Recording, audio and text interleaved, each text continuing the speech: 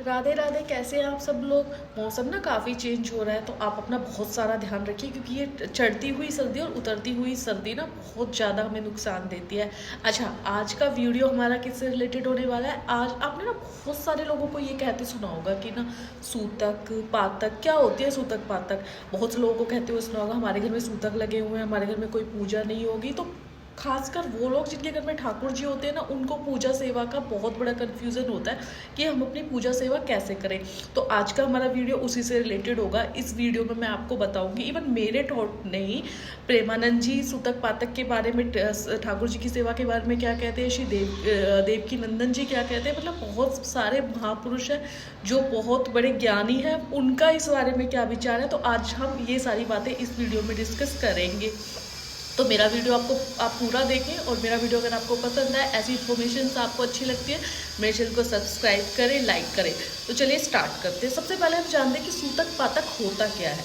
इस पे बात करने के लिए ना हमें इसके बारे में इन्फॉर्मेशन होनी चाहिए कि क्या होता, कब ये लगता है। अच्छा, अगर आपके घर में किसी की डेथ हो गई है, आपके परिवार में किसी की डेथ हो गई है, या आपके घर में किसी बच्चे का जन्म हुआ है, तो उस कंडीशन को ना लोग अपवित्र मानते हैं। उनका मानना होता है कि हमारे घर में सूतक पातक लग गया तो हम कोई भी पूजा अर्चना हमारे घर में नहीं होगी। तो इस कंडीशन में क्या है कि देखो, सूतक किसको लगता है। अगर ठीक है, जिस घर में किसी की डेथ हुई है या जिस घर में बच्चा हुआ है, आप उस टाइम उस घर में हो तो आपको सूतक पातक लगेगा। लेकिन आप अगर उस घर से बाहर हो, ये सपोज कि आप बाहर किसी शहर में रह रहे हो और आपको इसके बारे में कुछ इन्फॉर्मेशन ही नहीं है, तो देवकी नंदन जी कहते हैं कि सूतक नहीं लगता है। उस कंडीशन में उस बंदे को सूतक नहीं लगता। जब आप उस घर में हो ही नहीं, आपको कोई चीज़ पता ही नहीं चली, ऐसा नहीं है कि वो चीज़ हो गई और फिर आपको उसकी इन्फॉर्मेशन आई तो सूतक लग गया। अगर आप उस घर में नहीं हो, वहाँ से आप दूर कहीं रह रहे हो, काम के लिए रह रहे हो, आप एक किसी अलग घर में रह रहे हो, तो आपको सूतक नहीं लगेगा क्योंकि आप उस टाइम पे उस घर में हो ही नहीं। अब दूसरी बात यह है कि दूसरा हमारा सवाल आता है कि क्या सूतक पातक में पूजा होती है।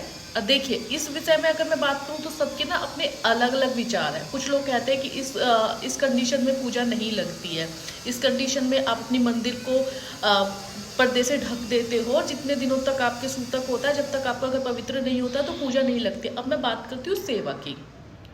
मैं पहले भी आपको बता चुकी हूँ कि पूजा और सेवा में ना जमीन आसमान का फर्क होता है।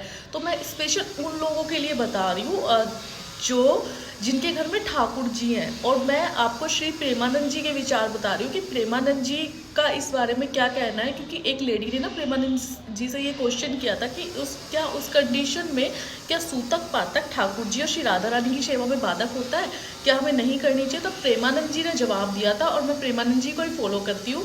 और इस चीज़ में ना आपका जो मन कहता है ना, वो भी आपको मानना चाहिए। तो मैंने बहुत सारे लोगों को देखा जिनके घर में ठाकुर जी हैं, उनके घर में कोई अनहोनी हो गई या बच्चा हो गया, तो क्या करते हैं कि अपने ठाकुर जी को किसी और के घर दे दिया या अपने ठाकुर जी को मंदिर में भेज दिया।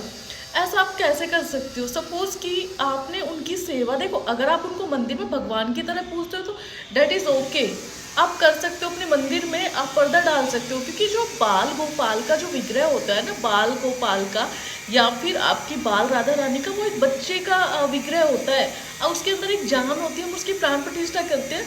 तो आप जितने दिन आपके घर में सूतक पाता है, क्या आप अब एक बच्चे को बिना नहलाए रह सकते हो, या एक बच्चे को बिना खाना खिलाए रह सकते हो।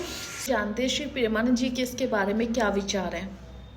कि बालक के जन्मने पर और किसी के मरने पर जो सूतक होता है वो हमारे श्री जी की सेवा में बाधा नहीं है। देखो, हमारी जो भावना है वो ये है कि जीते जी खूब भजन करो, मरने के बाद शरीर को गटर में फेंक दो, कोई मतलब नहीं। ठीक बात भाई, ठीक बात भाई। जीते जी हम श्री जी को खूब, आप मरने के बाद तुम फूल से सजाओ या गटर में फेंक दो। इसमें जब पंछी था उड़ गया, पिंजड़ा की जो तुम चाहो गति करो, उससे क्या लेना देना है। अब ये लोग जो बावरे होते हैं बोले 50,000 ये रख लो, जब हम मर जाए तो भंडार नहीं। 50,000 का अभी को खीर पुआ रबड़ी बनवाओ और श्री जी को भोग लगाओ, तुम भी पाओ, पता तो चले।